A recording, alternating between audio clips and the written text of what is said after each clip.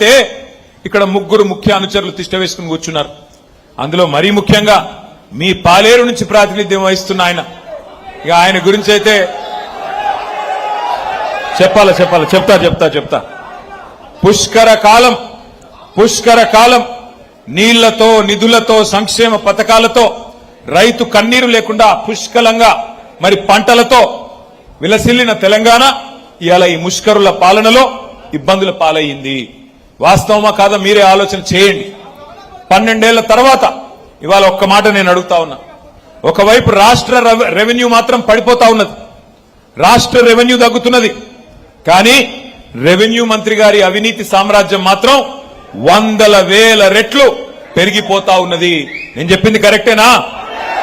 ఇవాళ మీ రెవెన్యూ మంత్రి గారి గురించి కొద్దిసేపు మాట్లాడుకోవాలా. అట్లాగే పక్కనే ఉన్నారు వ్యవసాయ మంత్రి.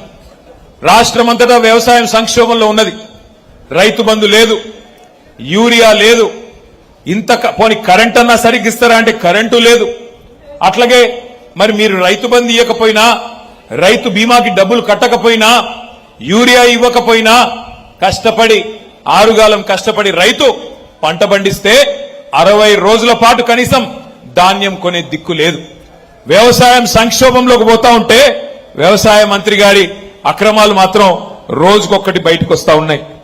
అట్లాగే ఒకవైపు రాష్ట్ర ఆర్థిక వ్యవస్థ కుప్పగొలుతుంటే ఆర్థిక మంత్రి, డిప్యూటీ సీఎం గారి ఆదాయం, కమిషన్ల దందాలు మాత్రం జోరుగా జరుగుతా ఉన్నాయి. ముగ్గురు మొనగాళ్లు కాదు, ముగ్గురు మోసగాళ్ల నాయకత్వంలో ఖమ్మం జిల్లా ఈ రోజు దివాలా తీసే పరిస్థితి వచ్చింది. వాళ్ళకు అర్థమైపోయింది.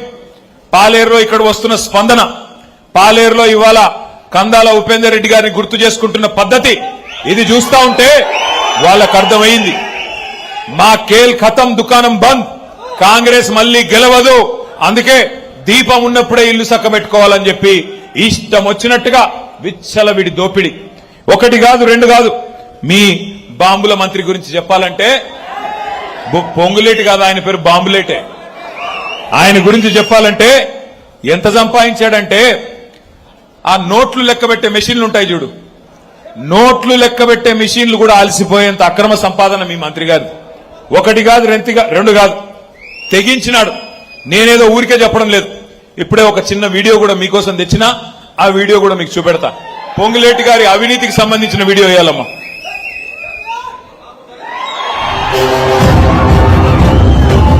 హైదరాబాద్ లో మంత్రి పొంగులేటి నివాసంలో ఈడీ సోదాలు కొనసాగుతున్నాయి. ఏకకాలంలో 16 చోట్ల ఈడీ అధికారులు సోదాలు నిర్వహిస్తున్నారు. సిఆర్పీఎఫ్ పోలీసుల భద్రత మధ్య ఈడీ సోదాలు జరుగుతున్నాయి. సోదాల సందర్భంగా 3 సార్లు కరెన్సీ లెక్కింపు యంత్రాలను ఈడీ సిబ్బంది తీసుకెళ్లడాన్ని బట్టి పెద్ద ఎత్తున కరెన్సీ హడా కనుగొని ఉంటారని భావిస్తున్నారు. పొంగులేటి కుటుంబ సభ్యుల ఇళ్లలో కూడా సోదాలు నిర్వహిస్తున్నారు అధికారులు. పొంగులేటి సోదరుడు, ఆయన కుమారుడు, ఆయన కూతురు ఇళ్లలో కూడా సోదాలు చేస్తున్నారు ఈడీ అధికారులు. రాయదుర్గం రాఘవ కన్స్ట్రక్షన్స్ కార్యాలయంలో తనిఖీలు చేపట్టారు. హిమాయత్ సాగర్ లోని కూడా ఈడీ అధికారులు తనిఖీలు చేస్తున్నారు. పొంగులేటి ఫామ్ హౌస్ లో సోదాలు నిర్వహిస్తున్నారు అధికారులు. కోత్వాల్ గూడ సరిహద్దులో మంత్రి పొంగులేటికి చెందిన రాఘవ కన్స్ట్రక్షన్స్ కంపెనీ అక్రమ కృషులను యథేచ్ఛగా నిర్వహిస్తోంది.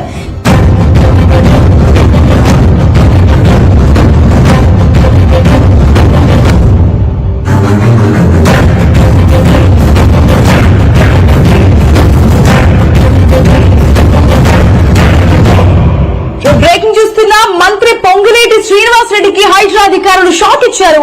కొత్వాల్లోని రాఘవ స్టోన్ క్రషర్స్ ను హైడ్రా అధికారులు కూల్చివేశారు.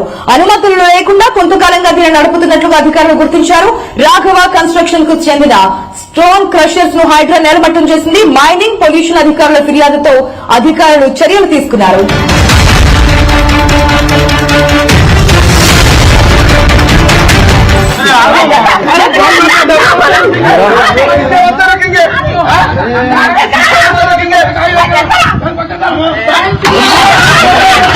భూములన్నీ దోసుకుంటుండు. నా పొలంలోకి నేను ఓనికే గేటు పెట్టేసిండు. గేటు పెట్టేద్దాన్ని అద్దం పోతే మా ఆయనను కొట్టిర్రు. వేరే బోన్సర్లను పెట్టి కొట్టిస్తారు, ఒత్తేస్తారు దెబ్బ కనిపించకుండా. జూన్ లో he brought mister Ponguleti Harsha Reddy మా ఇంటికి తెచ్చేయండి. ఒక వీక్ 2 వీక్స్ తర్వాత he brought his father Shri Ponguleti Srinivas Reddy to our house residence. courtesy call or whatever you say. It was introduction clause, but మాకు later on తెలిసిన ఇంటిమినేది. Later on it was a fear psychosis మా మీద. ఒక రాత్రి 30th కు 30th knight of October మాకు information ఇస్తా ఇక్కడ చాలా 6-7 జేసీబీలు వచ్చినాయి రాత్రి. మనం ఫ్యామిలీ ఇంటిలో ఉన్నాయి.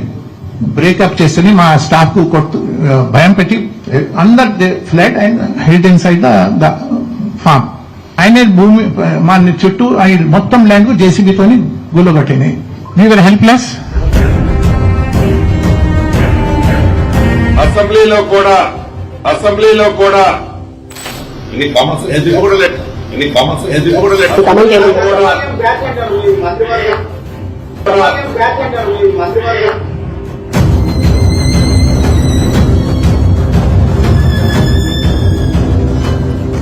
నేను మా అన్నదమ్ములను కోరేది, ఈ వీడియో పాలేరులో ప్రతి బిడ్డకి, ప్రతి అన్నకి, ప్రతి తమ్ముడికి, ప్రతి చెల్లికి, ప్రతి అక్కకి ఇంటింటికి చేర్చాల్సిన బాధ్యత మీది.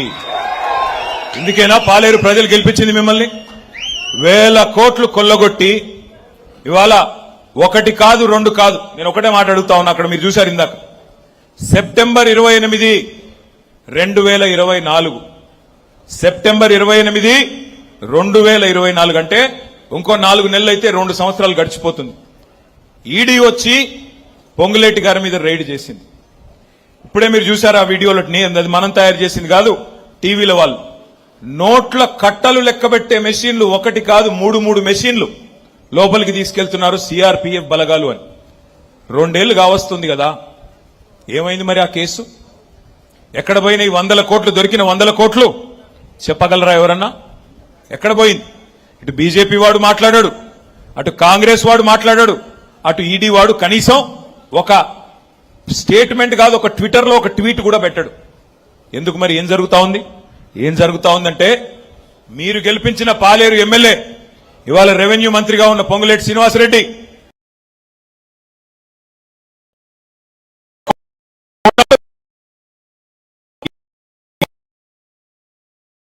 నేనేదో నిరాధారంగా ఆరోపణ చేయట్లేదు. కావాలంటే ఆధారాలతో సహా ఇవాళ నేను అడుగుతా ఉన్నా పొంగులేటి శ్రీనివాసరెడ్డిని, అట్లాగే ఇవాళ ఈడీని నడుపుతున్న కేంద్ర ప్రభుత్వాన్ని. ఏ కారణం చేత 2 ఏళ్లైనా ఎందుకు మరి ఆ రైడ్ మీద ఒక్కటంటే ఒక్క స్టేట్మెంట్ కూడా బయటికి రాలేదు? ఎందుకు మంత్రి గారి మీద కేసు పెట్టలేదు? ఏంటి మీ లాలూచి అని నేను అడుగుతా ఉన్నా. అట్లాగే 1 కాదు 2 కాదు, 1 కోటి ఎకరాలు తెలంగాణ రాష్ట్రంలో రెవెన్యూ మంత్రి గారి నాయకత్వంలో 1 కోటి ఎకరాల భూములని ఇవాళ ప్రాహిబిటెడ్ లిస్ట్ లో పెట్టారు. 22A కింద పెట్టి, లేని ఆంక్షలు పెట్టి, పిలిచి బెదిరించి భూ యజమానులను 20% నుంచి 30% భూములు రాయించుకొని నికృష్టమైన పనులు చేస్తా ఉన్నాడు ఇవాళ ఇక్కడి నుంచి గెలిచిన పాలేరు ఎమ్మెల్యే గారు. ఇదేదో నేను ఆయనతోనేదో ఆయన మీద ఇంకో దాంతో చెప్పట్లేదు. ఆయన మొన్నటిదాకా మనతోనే ఉన్నాడు కదా, ఆయన మీద నాకేం కోపం ఉంటుంది. కానీ చాలా నికృష్టమైన పనులు 24 నెలలలో రేవంత్ రెడ్డి ఘరానా దొంగ అయితే పొంగులేటి శ్రీనివాసరెడ్డి గజ దొంగ మాదిరిగా ఇవాళ దోచుకుంటున్న విషయాన్ని మీకు చెప్పడానికి నేను ఇక్కడికి వచ్చాను. నేను ఒకటే అడుగుతా ఉన్నా మిమ్మల్ని. ఇవాళ రేపు మన పిల్లలు ఎంత ఫాస్ట్గా ఉన్నారు. ట్రైలర్ చూస్తేనే చెప్తున్నారు సినిమా హిట్టా ఫట్టా. అట్లాంటిది ఇక్కడ ఇంటర్వెల్ అయిపోయింది కదా. ఇంటర్వెల్ ఫస్ట్ హాఫ్ మొత్తం డిజాస్టరే కదా. ఏమన్నా ఉందా? 2.5 ఏళ్లలో పీకింది ఏమన్నా సాధించింది ఉందా? అటర్ ఫ్లాప్ సినిమాకు అర్ధశత దినోత్సవం అన్నట్టు ఇలా పోజులు కొడతా ఉన్నాడు పొంగులేటి శ్రీనివాసరెడ్డి. ఇంకొక వీడియో కూడా నేను మీకు చూపెడతా. ఈయన డైలాగులు, ఈయన అహంభావం చూశారు కదా. బీసీ మంత్రుల్ని, కొండా సురేఖ గారిని మాట్లాడనీయకుండా మైకు కట్టేయడం, పక్కనే ఉండే వాకిటి శ్రీహరి మంత్రి గారి మీద కాగితాలు ఇసిరేయడం. ఎంత అహంకారం కాకపోతే సాటి మంత్రులు, సాటి ఎమ్మెల్యేలు వారు కూడా మీతో పాటు ప్రజల చేత ఎన్నుకోబడ్డ వాళ్ళు అట్లా చేయవచ్చునా? అంత అహంకారం. అధికారులను పట్టుకొని, కలెక్టర్లను పట్టుకొని నీకు సెన్స్ ఉందా అంటున్నాడు. నేను అడుగుతా ఉన్నా, నీకుందా సెన్సు? ఇట్లా సిగ్గు లేకుండా దోచుకోవడానికి, ఇష్టారీతిన అక్రమ మైనింగ్ చేయడానికి నీ కుమారుడి కంపెనీ అడ్డం పెట్టుకొని వట్టినాగులపల్లిలో పడి ఒక గజ దొంగలాగా దోచుకోవడానికి సిగ్గుందా అని అడుగుతా ఉన్నా.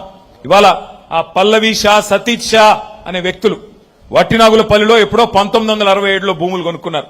వాళ్ళ మీద పడి ముసుగులేసుకొని నువ్వు పంపిన కిరాయి మూకలు ఇవాళ వాళ్ళ మీద ప్రాణాంతకమైన దాడి చేసిన మాట వాస్తవం కాదా?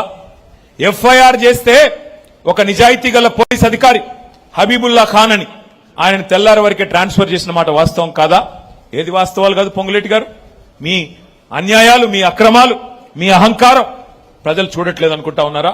అందుకే నేను అంటా ఉన్నా, తప్పకుండా నాకైతే విశ్వాసం ఉంది, పాలేరులో ఎన్నిక ఎప్పుడు వచ్చినా ఎగిరేది గులాబీ జెండా మాత్రమే.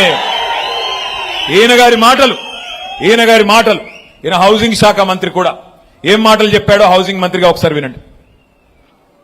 ఈ రాబోయే 3.5 సంవత్సరాలలో తల తాకట్టు పెట్టైన 20 లక్షల ఇళ్లు ఈ రాష్ట్రంలో కట్టిస్తాము. 20 లక్షల ఇళ్లు ఇచ్చిన తర్వాతనే మళ్లీ అసెంబ్లీ ఎన్నికల్లో మీ గుమ్మానికి వచ్చి ఓటు అడుగుతాము. 20 లక్షల ఇల్లు కట్టిస్తాము, కట్టించినాకనే మీ గుమ్మానికి వచ్చి ఓట్లు అడుగుతాం. సగం సినిమా అయిపోయింది కదా. మరి కట్టాడా 10 లక్షల ఇల్లు? దమ్ముందా పొంగులేటి గారు? 20 లక్షల ఇండ్లు కడితేనే ఓటు అడుగుతా అన్నావు కదా, ఆ మాట మీద నిలబడే సత్తా ఉందా అని నేను పాలేరు వేదికగా అడుగుతా ఉన్నా. దమ్ముంటే స్పందించమని చెప్పి కోరుతా ఉన్నా. 20 లక్షల ఇండ్లు కడతా అని చెప్పి చెప్పాడు. మరి 20 లక్షల ఇండ్లు ఆయన రాఘవ కన్స్ట్రక్షన్ కడుతుందో లేకపోతే ఈయన గారు కడతారో ప్రభుత్వం కడతాదో నాకైతే తెలియదు. ఎందుకంటే హైదరాబాద్ లో ఎక్కడ చూసినా భూములు లాక్కోవడం, నడుస్తున్న ప్రాజెక్టులు లాక్కోవడం. మరి ఆ 20 లక్షల ఇండ్లు ఏమన్నా సొంత ఆస్తులు అనుకుంటున్నాడా, సొంత కంపెనీతో కట్టిద్దాం అనుకుంటున్నాడా నాకైతే తెలియదు. నేను ఒక్క మాట అడుగుతా ఉన్నా, ఇక్కడ మొత్తం ఖమ్మం జిల్లా అంటేనే బలహీన వర్గాల జిల్లా. 10 సీట్లుంటే శాసనసభకి అందులో 7 సీట్లలో ఎస్సీ ఎస్టీ సోదరులకే రిజర్వేషన్ చేయబడి ఉంది. 3 సీట్లు మాత్రమే జనరల్ సీట్లు. నేను అడుగుతా ఉన్నా పొంగులేటి శ్రీనివాసరెడ్డి గారిని, రేవంత్ రెడ్డి గారిని, ఏం చెప్పారు మీరు ఎలక్షన్లకు ముందు? ఇందిరమ్మ ఇండ్లు ఎస్సీలకి ఎస్టీలకి 6 లక్షల రూపాయలు ఇస్తామని చెప్పిన మాట వాస్తవమేనా? దళిత సోదరుడు కానీ ఒక్క గిరిజన సోదరుడు కానీ ఖమ్మం జిల్లాలో 6 లక్షల రూపాయలు ఇచ్చారా? ఇంటికి ఇచ్చారా, ఇవ్వలేదా? అసలు రాష్ట్రంలో ఎక్కడన్నా ఇచ్చారా? ఇవాళ సిగ్గు లేకుండా 20 లక్షల ఇళ్లు కట్టించిన తర్వాతనే ఓట్లు అడుగుతా అంటున్నావు కదా పొంగులేటి గారు. ధైర్యం ఉంటే మాట మీద నిలబడి నేను అడుగుతా ఉన్నా. ఇంకొక మాట కూడా నేను అడుగుతా ఉన్నా, మీకు అసలు ఇల్లు కట్టే తెలివి ఎక్కడిది? కూలగొట్టడమే తెలుసు, మీకు ఇల్లు కట్టే తెలివి లేదు. మీకు కూలగొట్టడం అనేది తప్ప, విధ్వంసం తప్ప వికాసం తెలవని దండుపాలెం ముఠా మీరు మాట్లాడితే నేను అడుగుతా ఉన్నా, ఇవాళ వ్యవసాయాన్ని విధ్వంసం చేయలేదా మీరు? రైతు ఖాతాలో కేసీఆర్ గారు ఉన్నప్పుడు ఒకసారి కాదు, 2 సార్లు కాదు, 11 సార్లు 73,000 కోట్లు మీరు అడిగే అవసరం లేకుండానే, ఎవ్వడికి దండం పెట్టే అవసరం లేకుండా నాట్లేసే టైం వచ్చిందంటే టింగ్ టింగ్ టింగ్ అని ఫోన్ మోగేది, ఖాతాల్లో డబ్బులు పడేది. ఇవాళ ఉన్నదా పరిస్థితి? రైతు బంధు ఎప్పుడు వస్తుందంటే దేవుడికి కూడా తెలియదు. ఎందుకంటే ఆ దేవుడిని కూడా మోసం చేసిన దౌర్భాగ్యులు వీళ్ళు. దేవుడి మీద ఒట్టేసి రుణమాఫీ కొట్టిన దౌర్భాగ్యపు ప్రభుత్వం కాంగ్రెస్ ప్రభుత్వం. అందుకే నేను అంటా ఉన్నా, వ్యవసాయాన్ని విధ్వంసం చేశారు. కేసీఆర్ గారు ఉన్నప్పుడు పొలం కాడికి ఒక ఫోన్ కొడితే ఆటో ఆయన వచ్చి యూరియా వేసిపోయేది, ఆటో అన్న వచ్చి యూరియా మీ ఇంటికాడ మీ పొలం కాడ వేసిపోయేది. నేను చెప్పేది కరెక్టా కాదా? ఇలా పరిస్థితున్నదా? మళ్ళీ వెనకటి రోజులు తెస్తామన్నారు, నిజంగానే ఇందిరమ్మ రాజ్యం అన్నారు, చూస్తే ఏమొచ్చింది? మళ్ళీ వెనకటి రోజులంటే మళ్ళీ యూరియా దుకాణాల ముందు చెప్పుల లైన్లు, మరి మళ్ళీ ఒకసారి ఆధార్ కార్డులు పెట్టుకుని దాని మీద రాళ్లు పెట్టుకుని మళ్ళీ కడుపు కాళ్ళు కాలుతుంటే నడిచిపోయి బువ్వ తినే రోజులు, మళ్ళీ ఆ దుస్థితి మళ్ళీ వచ్చింది. ఒక్క మాట నేను అడుగుతా ఉన్నా, రైతు ఖాతాలో పెట్టుబడి సాయం ఎగ్గొట్టడమే మహాపాపం. మీ మంత్రి గారు చెప్తా ఉన్నాడు పొంగులేటి గారు, భూమి శిస్తు కూడా పెడతాడంటే కొత్తగా. మళ్లీ భూమి శిస్తు కేసీఆర్ గారు రద్దు చేసిన భూమి శిస్తును మళ్లీ పెడతా అంటున్నాడు మీ రెవెన్యూ మంత్రి గారు.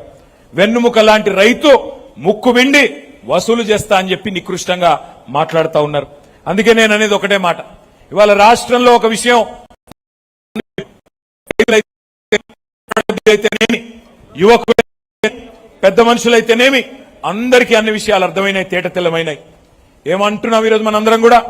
మీరే కదా చెప్పింది, బాండ్ పేపర్ల మీద జేమ్స్ బాండ్ల మాదిరిగా రాసిచ్చింది మీరే కదా.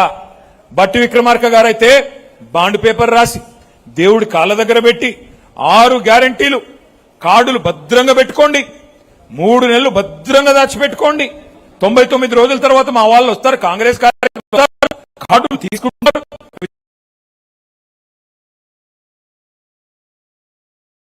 మంత్రి గారు, మీ గ్యారంటీ కార్డులు చెప్పమని అడుగుతా ఉన్నా నేను. భద్రంగా పెట్టుకోమంటివి కదా, ఏడబెట్టాలా? ఇంకా సిగ్గు లేకుండా 99 రోజుల్లోనే 100 రోజుల్లోనే అటున్న చంద్రుడిని ఇక్కడ పెడతామని చెప్పిన సన్నాసులు ఇలా చేతగాక మొఖం బాగాలేక ఆయనకటి కూడా అద్దం పగలు కొట్టుకున్నాడంట. అట్లాగా ఇలా వీళ్ళు మాట్లాడితే పనికి మాలిన కారు కూతలు కూస్తా ఉన్నారు. కేసీఆర్ అప్పులపాలు చేసిపోయినాడు, కేసీఆర్ అప్పులపాలు చేసినాడు. నేను అడుగుతా ఉన్నా రెవెన్యూ మంత్రి గారిని, రేవంత్ రెడ్డి గారిని, కేసీఆర్ అప్పులపాలు చేసిపోయినాడా? నిజమే అనుకుందాం, ఒక్క నిమిషం మీరు చెప్పే తప్పుడు కూతలు ఒక్క నిమిషం నిజం అనుకుందాం. మరి ఏం చేశారు కేసీఆర్ అప్పులపాలు చేస్తే? చేశాడే అనుకుందాం. అప్పు ఏం చేసినాడు కేసీఆర్ గారు? ఏం చేశాడు అంటే 1,00,000 కోట్లు పెట్టి కాళేశ్వరం ప్రాజెక్టు కట్టి గోదావరి నీళ్ళని మన వీడు భూములకు తీసుకొచ్చాడు. సీతారామ ప్రాజెక్టు 80% పూర్తి చేసి అండగా నిలబడ్డాడు. ప్రాజెక్టు రికార్డు సమయంలో 9 నెలల్లో పూర్తి చేసి తిరుమలాయపాలెం మండలం గాని పాలేరు నియోజకవర్గం గాని నీళ్లిచ్చిన మాట వాస్తవం కాదా? పాలమూరు రంగారెడ్డి ఎత్తిపోతల పథకం దశాబ్దాలుగా వెనుకబడ్డ పథకం 90% పూర్తి చేసిన మాట వాస్తవం కాదా? 45,000 చెరువులు మిషన్ కాకతీయలో బాగున్న మాట వాస్తవం కాదా? అవును, కేసీఆర్ గారు అప్పు చేశారు. ఏం చేశారు కేసీఆర్ అప్పు చేసి? 70 లక్షల రైతుల ఖాతాల్లో 73,000 కోట్ల మాట వాస్తవం కాదా? కేసీఆర్ గారు అప్పు చేశారు, చేసి వాస్తవం కాదా? 29,000 కోట్లు కేసీఆర్ అప్పు చేశాడు. కరెంట్ ఇవ్వకుండా మీరు కష్టపెడితే రైతాంగాన్ని 24 గంటల రైతులకు ఇచ్చిన ఒకే ఒక్క 50,000 కోట్లు కరెంటు మీదనే ఖర్చు పెట్టిన నాయకుడు కేసీఆర్. ఉచిత కరెంటు కోసం, కరెంటు ఇన్ఫ్రాస్ట్రక్చర్ ని ఇంప్రూవ్ చేయడానికి 1,00,000 కోట్లు ఖర్చు పెట్టిన కేసీఆర్. ఇవాళ నేను పాలేరుకొచ్చి ఇక్కడ హెలిప్యాడ్ లో ఎక్కడ దిగాను నేను? నర్సింగ్ కాలేజ్ ఉన్నదా? నర్సింగ్ కాలేజ్ ఇదివరకు ఉమ్మడి ఖమ్మం జిల్లాలో ఉన్నదా? ఇదివరకు మెడికల్ కాలేజ్ ఉమ్మడి ఖమ్మం జిల్లాలో 60 ఏళ్ల నికృష్టమైన పరిపాలనలో ఎన్నడన్నా ఆలోచన చేశారా? అట్లాంటిది కేసీఆర్ గారి నాయకత్వంలో 9.5 ఏళ్లలో కేసీఆర్ గారు అప్పు చేసినా మా ఎస్సీ పిల్లలు, ఎస్టీ పిల్లలు, మా బీసీ పిల్లలు, మా మైనారిటీ పిల్లలు, అగ్రవర్ణాల్లో ఉండే పేదలు మెడికల్ విద్య, నర్సింగ్ విద్య, ఇంజనీరింగ్ కళాశాల విద్య అందుకోవాలని ఇవాళ మీ ఉమ్మడి ఖమ్మం జిల్లాలో 2 మెడికల్ కళాశాలలు, 2 నర్సింగ్ కళాశాలలు, ఇంజనీరింగ్ కళాశాల మాట వాస్తవం కాదా? అవును, కేసీఆర్ గారు అప్పు చేశారు. 1000 గురుకుల పాఠశాలలు పెట్టి ఒక్కొక్క విద్యార్థి మీద 1,20,000 రూపాయలు ఖర్చు పెట్టి వాళ్లకు విద్యా బుద్ధులు నేర్పిండు కేసీఆర్. అవును, కేసీఆర్ అప్పు చేసిండు. చేసి ఏం చేసిండు? 15 లక్షల మంది ఆడపిల్లలకి పెళ్లిళ్లు చేసిండు. పడ్డాడు